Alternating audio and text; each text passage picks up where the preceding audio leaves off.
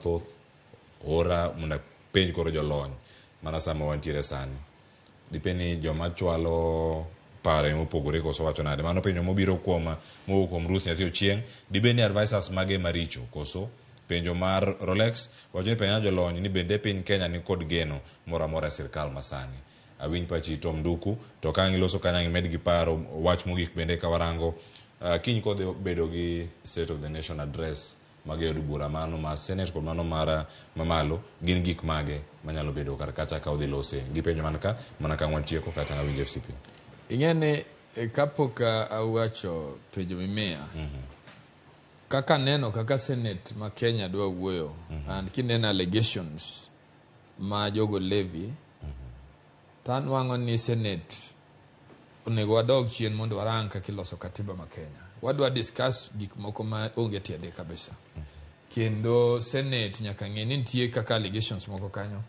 ma need state departments moso get in place mondo kuongo wan gi findings maka giyalo gimoro to they don't take days gi deal with reports my experts also megi aparo no wadwa encourage politics moro marach in this country maka kwa nono to wabro deal gi Senate marwa onego beni deal gi issues mag importance mag piny kaka sani onego warang onego beni gi discuss economy ma wantie ni economic status mo ni at a more deeper position as opposed to gik maneno gi nikeche gik ma aneno kabiro ni gigi magi are issues monego be dealt with piny kuchande monego be bedo referred to departmental heads mang'eny gi so they get to when they are coming to discuss it gison wanga finding from experts manyalo deal gi gigo makoro a committee can look into those to gibiro gi present in the house.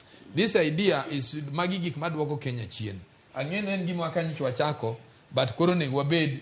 In fact, I would request Jakom mondo luong coalition mare obed gi joka piny mondo joko ong'is gi ni they need to improve status mar Senate gi gik ma Senate discuss. Number 2 e wach ma opim kaka ma jopiny wacho. Sirkand ni the only thing mana nyisi Cleophas en ni kama chopeni Kenya ok nyalo losre ka unity onge. Nyoja neno ka president ne breathe fire asani odok piny. Koro why we waste time bombers? We have already also achieved some sequence. Sanity so duogi piny. President oya obade urongo the prime minister machon gigombaka go team ne giwinjire no okay. Mae cannot be made. Mae wanyalo loso. Mondo piny odog watket kama. Wa encourage ji otemohala warang technology, warang to what are we borrowing, warang to economy marwa what do we tax. Ineno kasani gik mang'eny taxes ng'eny makra nasia wa kuchande. Governor nyocho wachon koro dwa tax nyaka dia ng'ato pidhe dala. You see, that is a very wrong notion. Ng'amo yiero go kora nukoro ketu nukata dia mepidhe dala dware tax. No dwa nyaka gwe, no dwa nge tax. That is a very wrong notion. Kora an gima nyalo kwayo. President Machon ka giwinja maber and other experts kanyalo bende nyalo rango gima wacho ni very deeply. Let us not waste time in bombers. Waso achieve a purpose, waso nge kama Kenya dhie, jotelo gioduogo bed piny, giwinjire watero Kenya kanye. Mondo kata na the House of Assembly obed moderate. Nikech mind gibende shwe moko wakni, kaluwore gi position ma political parties kao.